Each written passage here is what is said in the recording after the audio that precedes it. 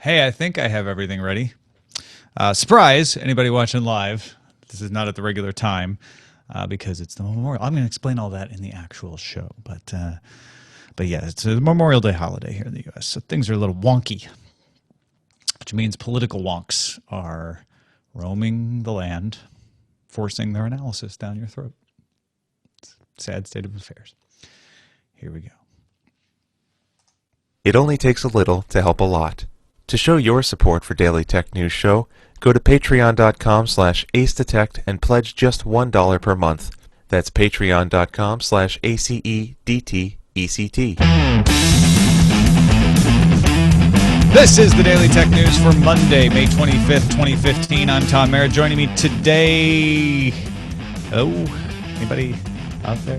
It's just me, actually. It's a headlines-only show because it is the Memorial Day holiday here in the United States. A lot of countries in Europe do their Remembrance Day holidays in November. We have a Veterans Day for that in November, but we do our Memorial Day in May. It is a day to honor our fallen servicemen, remember all of our fallen family, our departed family, and to also take a day and enjoy some sunshine, hopefully. We're not actually having too much of that here in LA, but in other parts of the country they are, and barbecue and such. All the contributors, Jenny, Roger, everybody's got the day off. I'm going to have most of the day off, but I'm going to throw you some headlines here early in the day. Note about the episode number 2. It is episode 2500, and if you didn't already know this, some of you do.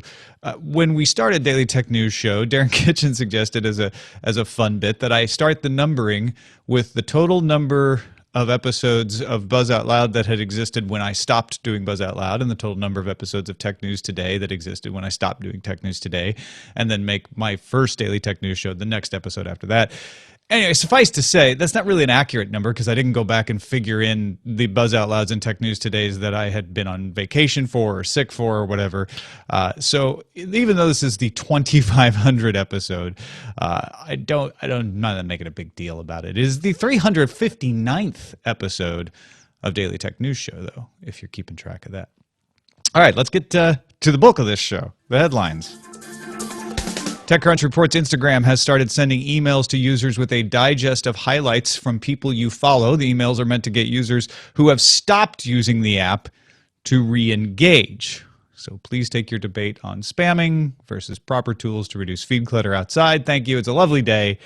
And really, this is TechCrunch article from Josh Constein has a great analysis of how this is a problem for social networks that have now been around for so long that a lot of users follow too many people. They follow people who post too often. They can't see the people they want to see. So lists have come along, and the new Discover tab got revamped on Twitter. And this is Instagram's way of trying to get you back into your feed if you feel overwhelmed by showing you a few things they think that you might actually care about. BBC reports that a dispute between fuel wholesalers and the government in Nigeria could have affected cell service from MTN, Airtel, and Etisalat. I always mispronounce that, apologies. But it's been resolved. It was resolved. I had written this up, but it was resolved minutes before I started recording this. All three cell companies said the shortages were making it difficult to supply diesel to their base stations. That's why I was interested in the story.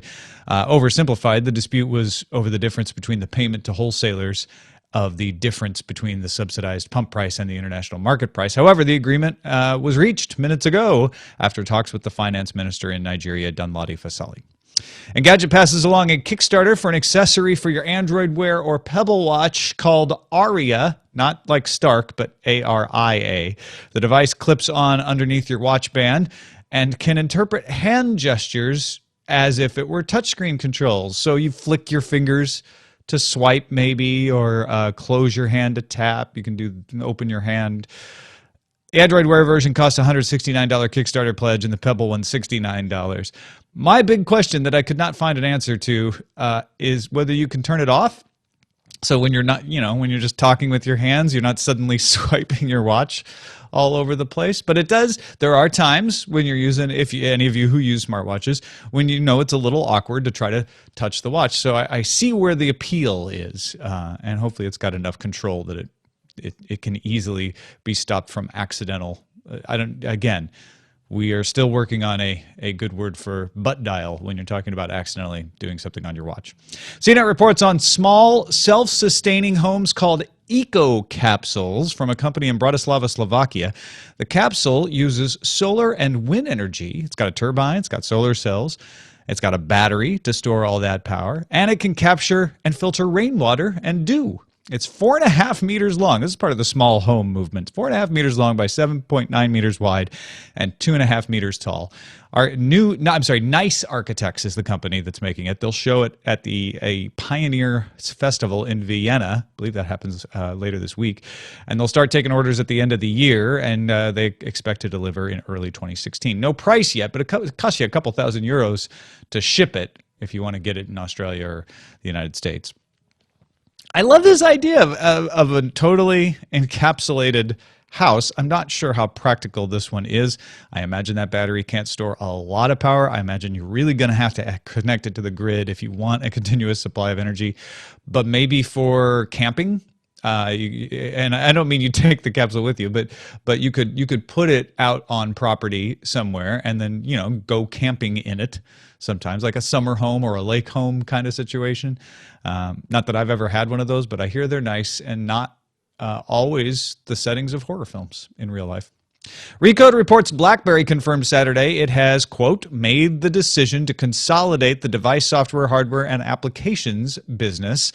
That means job cuts, especially in the smartphone division. There is also a wild rumor out there, as far as I can tell, entirely unsubstantiated, and it's not being passed along by any reputable sources, that Microsoft was sniffing around buying BlackBerry. And the only reason I bring it up is that those of you who might be tempted to say, hey, I heard that, I wouldn't give it too much credence right now. That doesn't mean Microsoft hasn't sniffed around. Lots of people have sniffed around BlackBerry. It doesn't mean BlackBerry's interested in selling them.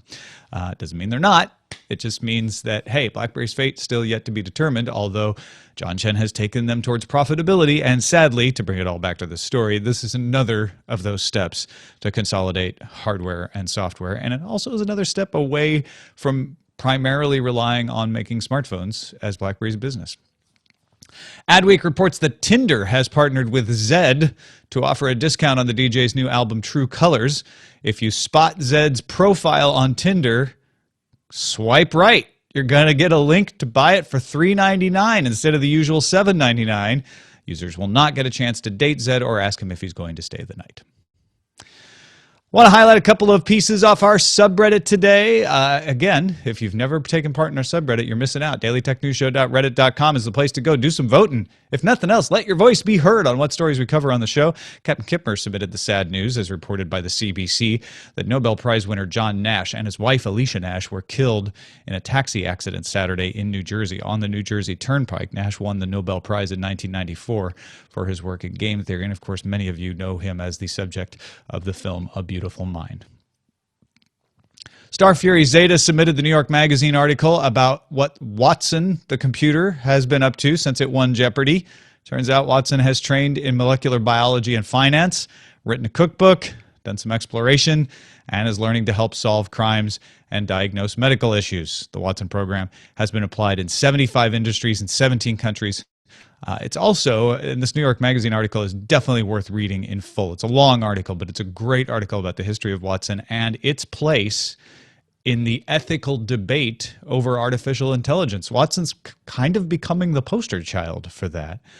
And they also note that Watson has actually become sort of a typical East Coast child. It grew up in the suburbs at IBM's research park, and then it moved into an academic setting as it tried to figure out what it wanted to do with its life. And it is now literally Watson is in the East Village. That's where it moved. Post university, getting a small apartment, trying to find its way in the world. So good luck, Watson, and hopefully, like a lot of child stars, it won't have some of the problems that they have had, because it's an artificially intelligent computer, and that could be devastating to us. And that's a look at the headlines. And that's pretty much all we got for today. I got a few emails to read, though, because they were good emails. And always on the weekend, it feels like you guys email less, but they pile up because we got a few days. So I want to acknowledge these because they're good stuff. Franz wrote in, had said, look, I'm not someone who earns their living on game streaming, but regarding the YouTube 60 frame per second streaming, I am skeptical if many game streamers are going to jump ship from Twitch, since with its subscriptions, it offers a great revenue source for streamers. YouTube is lacking behind in the matter of monetization, other than ad revenue, for quite a while now, which resulted in sponsor deals and a wider use of Patreon. And while the technological benefits YouTube provides are nice, if creators would have to trade for revenue, I don't see wide adoption soon. To be fair, I do not speak from personal experience, but I am a consumer, and these options are heard uniformly from many different YouTube creators. Would be great to hear the opinion of someone who earns his or her living on Twitch or as a Let's Player on YouTube. And you know what? We actually know a few folks like that, right? Chad Johnson, not actually earning his living from being a Let's Player per se, but he's earning his living covering Minecraft on YouTube. And I know the guys at The Angry Chicken have good contacts with folks who are making their living on Twitch doing game streaming. So maybe we can figure out something like that. It's a good idea, Franz. Thanks for sending that to us. Jim in sunny Madison, Wisconsin, wanted to comment on Google Tone. Jim says, I tried an app called Chirp back in 2012 that worked similarly. I thought it would have taken off, but didn't hear much about this sort of technology until now. I checked back at Chirp, and they are on iOS, Google Play. They have the ability to send pictures, notes, links, and now short video clips. Wanted to let people know about it if they hadn't yet. It works well, and people should check it out while you are waiting for Tone to come to mobile. So there you go. You don't have to wait around for Google. You've got Chirp if you want to. I'm going to try it out myself. Thank you for that, Jim. Sarathis from very rainy Hungary on the whole self-driving car versus snow thing got Sarathis thinking. While the weather and other cars are a very important part of driving, so is the road itself. Here in Eastern Europe, the roads are in generally terrible condition, covered in potholes. So while night riding around with your smartwatch and self-driving car may seem like the future, I'm really curious to see how this aspect's going to be tackled. And that's a great question. I did not dig into this, but I think that is a fair question to know, okay, you've got these sensors. Theoretically, they could tell if a big pothole is coming up. How do they deal with that? Do they drive around? I would expect so, but it's a fair point. Something I think is eminently solvable for self-driving cars, but something that is going to be more acute of an issue in some parts of the world than others. No, don't even just think about potholes. Think of unpaved roads, places with dirt roads. Adam from Hoboken wanted to comment on the likely use of self-driving cars on highways. Adam says, my expectation is the main efficiency advantage of cars will be their ability to drive very close together at high speeds like a train. For safety, cars need to spread farther apart as speed increases to allow braking. And he doesn't say this, but that's because of our buffering zone in our brain, right? So Adam says, now imagine a train of cars together communicating with a headmaster car with camera, radar, and GPS, ensuring the train doesn't run into anything that could run 100 miles an hour a few feet apart. He's saying that because of that, they could run 100 miles an hour a few feet apart. You would run the trains similar to carpool lanes in busy commuting areas or potentially long hauls for semis. They would, and we've heard people suggest that on this show before. They would need hard lane separators and 2 lanes at exits, but it could be introduced to avoid expanding lanes as the traffic demand arises.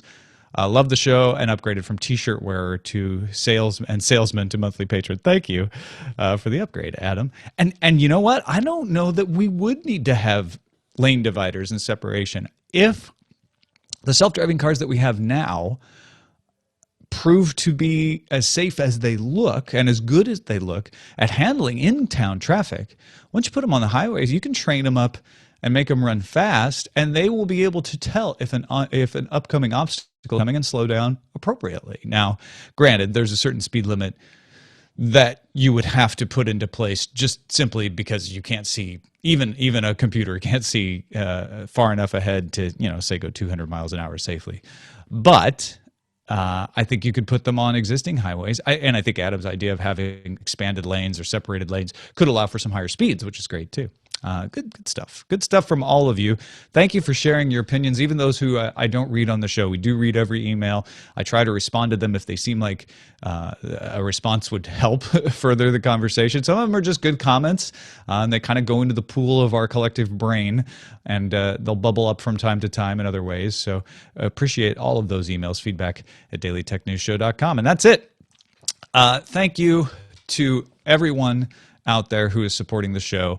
We definitely appreciate it. We could not do it without you. But on this Memorial Day, I personally want to thank people in my family. My dad, who's passed away now, who served during the Korean War, not in the Korean War, but during the Korean War in the U.S. Navy, and my Uncle Harold and my Uncle Harry, who served in the Army during World War II, and to everyone out there who has done something to make their country better, whether it is serving in the armed forces, whether it is going abroad in some kind of help capacity, Habitat for Humanity, Salvation Army, anyone who has contributed something beyond themselves. And I think that's what we truly admire in servicemen and women, is them contributing something beyond themselves. And it doesn't stop there. There are plenty of people who do that.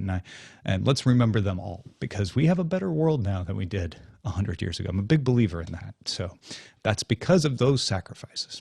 Our email address is feedback@dailytechnewsshow.com. You can give us a call, 512-59-DAILY. That's 512-593-2459. Listen to the show live on alphageekradio.com, usually at 4:30 Eastern, 1:30 Pacific, Monday through Friday. And visit our website, dailytechnewsshow.com. We'll be back with Patrick Beja tomorrow. Talk to you then. This show is part of the Frog Pants Network. Get more at frogpants.com. Diamond Club hopes you have enjoyed this program.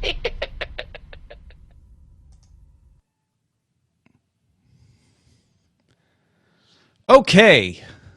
So there we go. That's headlines. I'm going to go enjoy the day. I hope you do too. We'll see you tomorrow.